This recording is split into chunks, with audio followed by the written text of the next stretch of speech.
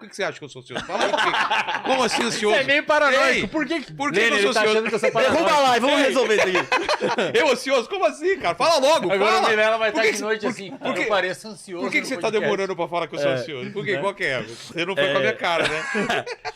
E aí, olha que louco, cara. Uma técnica legal pra ansiedade, eu tô falando que eu também sou ansioso pra cacete, é o seguinte. Pega Maconha. o problema... Maconha, eu vou te dar uma má notícia. Sério? Não, eu não uso maconha, mas, Não, tá mas bom. falaram que resolvia. Cara, maconha é uma desgraça porque o que acontece? A maconha, quando você tá ansioso, você fuma, imediatamente você tem alívio de ansiedade. Certo. No médio e longo prazo, ela aumenta a ansiedade.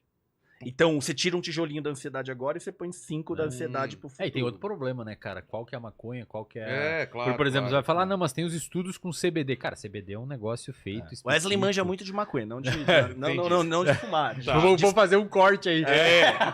Não, é que o problema da maconha é que a galera acha, não, mas saiu um estudo específico lá com CBD pra não sei o quê. Então, o CBD hoje é uma panaceia pra tudo, né? Usam pra resolve tudo. pra tudo. Só que, cara, o CBD específico pra algumas indicações tá sendo estudado, legal. Só que o CBD, né, velho?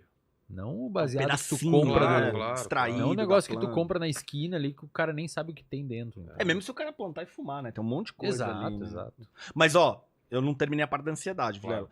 Uma coisa que você pode fazer, cara, é pegar o contra e levar as últimas consequências. O que eu quero dizer com isso? Vamos pegar o exemplo de você convidou o Wesley pra vir e ele não veio.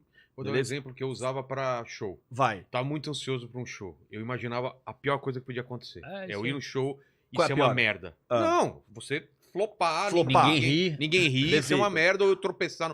Isso Perfeito. me aliviava. Ótimo, beleza. Pra muita gente não iria aliviar. Mas É. eu pensei assim, ó, você flopou. Beleza, foi um lixo. Tá. Qual é a implicação disso pra tua carreira?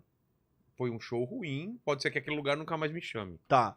O que um show ruim e aquele lugar nunca mais te chamar, vamos tirando o zoom, o que significa na tua carreira de Não, comediante? Bem pouco. Bem pouco. A não ser que alguém filme. Não, beleza. E Mas aí, tudo bem, mesmo talvez o que a gente possa pensar assim, cara, será que amanhã você tendo. Tá no YouTube, alguém botou, você entrou com medida judicial, não tirou do YouTube o teu show merda lá que você flopou, não sei o que lá. Será que você pode usar aquilo como exemplo de um dia que você for dar uma entrevista e falar Claro. assim, cara, todo mundo tem dia bom e todo mundo tem dia ruim? Foi o pior show da minha vida Né? e tal. E, cara, eu não vou acertar sempre. Eu vou dar Claro. um. Né? E aí, tá, vamos tirando o zoom e assim, o que isso vai significar daqui 5 anos? E as suas inspirações na comédia já fizeram um show ruim? Exato. Claro. Aí tu vai vendo que não é Aí nada você vai demais, vendo velho. que, cara. Não é nada demais. Não. Só que aí tem um outro contexto, Vilelas, me permite aqui expandir um pouco esse debate. Ok, você tem esse contexto aí onde você tem pensamentos de ansiedade, pensamentos intrusivos e pensamentos catastróficos, e você personifica, eu que sou errado, é comigo, é com o podcast, vai nos outros e não vem no meu, então o meu é ruim e tal. Agora você pega isso, ou seja, você tem um cérebro ali que por várias e várias razões que não tem nem como saber aqui, é um cérebro muito mais propenso a ter pensamentos intrusivos e ter ansiedade e tal, e agora é esse cérebro numa fisiologia, num corpo ali que dorme mal, né? Que a gente tem vários estudos mostrando que dormir mal, só de você dormir mal, você tem uma atividade aumentada média dessa região que corresponde a detectar perigo. Então você já detecta mais, provavelmente você já tem mais pensamentos intrusivos. Aí você tem isso num corpo que não faz exercício. Aí você tem isso num corpo que não tem momentos de relaxamento, assim, induzido, você tá sempre numa pilha. Aí quando você iria descansar, você entra na ver as notícias, entra ver Reels, entra no TikTok. Você entende o cenário que eu tô construindo? Esse contexto de pensamentos catastróficos, dependendo de onde eles estão acontecendo na vida da pessoa, assim, se a pessoa não faz exercício, dorme mal, aí come mal, a gente sabe que tem várias implicações. Você está, digamos assim, habitando um contexto onde pode se elevar numa potência gigantesca esses pensamentos automáticos, esses pensamentos intrusivos que você está tendo.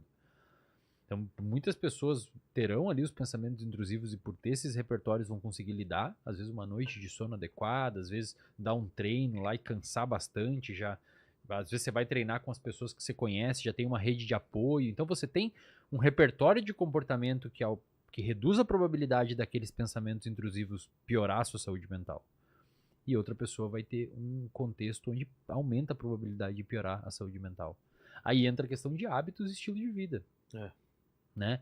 Então, quando a gente fala de saúde mental, tem essa parte óbvia que trata num contexto de psicologia, mas a saúde mental, ela sempre vai ser, ou influência na saúde mental vai sempre ser um campo multidisciplinar.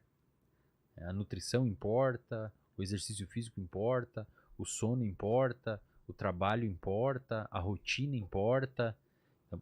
De fato, hoje em dia, construir uma boa saúde mental é uma questão que a gente tem que parar um pouco e pensar um pouco no que a gente está fazendo para conseguir criar um cenário um pouco mais favorável, né? Porque aí você meio que se blinda um pouco ou reduz a probabilidade desse tipo de pensamento intrusivo que vai acontecer. Então você fala que você é ansioso. Cara, eu assim, a ansiedade obviamente pode ser um problemão, mas você já parou para pensar que talvez porque você é ansioso, você tem um terceiro, segundo, não sei, maior podcast do Brasil? Esse é o problema. Porque... Você já parou pra pensar que o Jean, por ser ansioso, estudou um monte de coisa? Então acho que é uma parada assim de cuidar pra não falar... E assim, você não é ansioso, né? Você tem ansiedade, você é outras coisas. Mas você já parou pra... Eu acho que é legal a galera pensar assim que... Pô, eu sou ansioso, nunca vou conseguir fazer nada. Cara, eu não quero dizer que a ansiedade ela é boa. Talvez em alguns contextos ela seja. Níveis, ela São facetas, né? Exatamente, mas é importante você... Cara, se você não ficar ansioso pra um concurso, ferrou, velho. Você vai sentar lá, fazer a prova...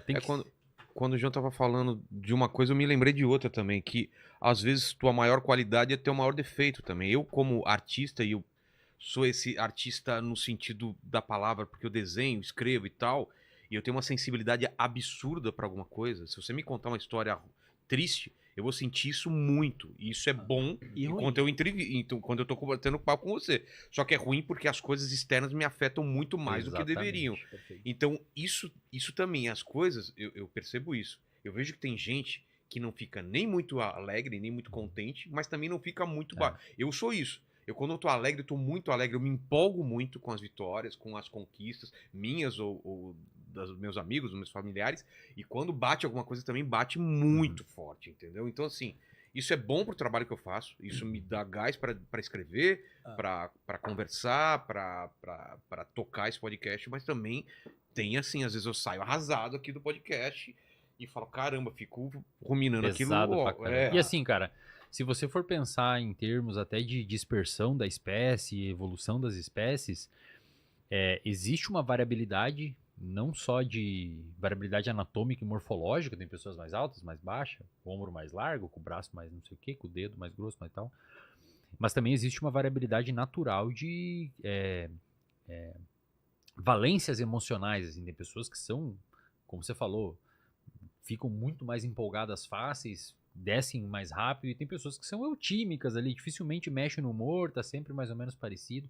E isso, do ponto de vista, de novo, evolutivo, foi muito interessante para a espécie. É bom que tenha pessoas introvertidas, extrovertidas, que gostam de falar com a câmera, que não gostam, que gostam de trabalhar quieto. Eu posso dizer que tem uma média dos comediantes, e essa média é isso. Cara, um tem cara estudos... introvertido, é um cara melancólico, mais pro triste, e que no palco ele tem ele se solta, parece que não digo que é um pré-requisito, mas cara, a grande maioria tem dos estudos, comediantes tem essa, bom, Robin Williams e várias pessoas até que chegam a tirar a própria vida por conta disso, cara. Tem estudos mostrando que, por exemplo, paciente bipolar, diagnosticado com transtorno bipolar, ocupa desproporcionalmente mais cargos comparado aos outros diagnósticos de empregos que envolvem criatividade. É mesmo?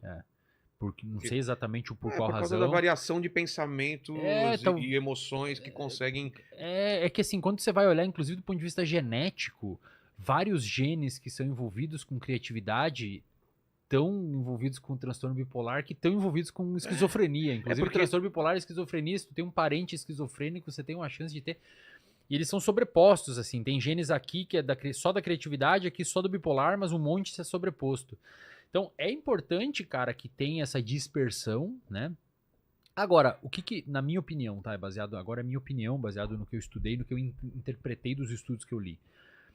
Parece ser muito interessante e inteligente que se você for uma pessoa e tem esse autoconhecimento que foi descoberto sozinho ou com terapia e tal, talvez seja interessante você evitar ao máximo andar com pessoas pessimistas, É. que te contem história merda todo o tempo. É. O Jean, que é um cara ansioso, talvez seria inteligente na vida dele, ele criar um contexto onde seja a vida mais previsível, né, cara? Porque senão E quando eu busco ferrou, isso tá ligado? por inspiração, quando eu tenho Como que assim? mergulhar... Mas aí você tá. sabe o que você tá fazendo. Ah, sim. Você tá pagando Eu preço. fiz isso e assim, várias também- vezes, e isso foi um dos motivos que desencadeou essa minha Tem muitos- depressão. cara, Eu tem- tive que entrar nisso pra fazer alguma coisa criativamente, e dessa vez me puxou demais e eu demorei pra sair, entendeu? Não tem o cara que fez o Coringa? Qual como é que é o deles? nome dele? O Letter? O Isso. Esse cara... É. Esse cara, quando ele foi fazer a interpretação do papel, ele ficou 3 meses num quarto de hotel lendo diário de psicopata. É. Pra Pra Né? introjetar, né? Então, assim, é uma parada que você faz, mas você faz, imagino eu, que você não fica o ano todo fazendo isso. Não, Exatamente. é São, uma coisa são pontual. estímulos que Não. você dá, né? Exatamente. Agora, o Porque que meu livro foi isso. Eu tinha um psicopata, um assassino Aí você serial. fez uma pesquisa bibliográfica? Fiz uma pesquisa e você começa a descrever como ele e você começa a entrar numa bad parada vibe, meio exato, bad mesmo. exato. Entendeu?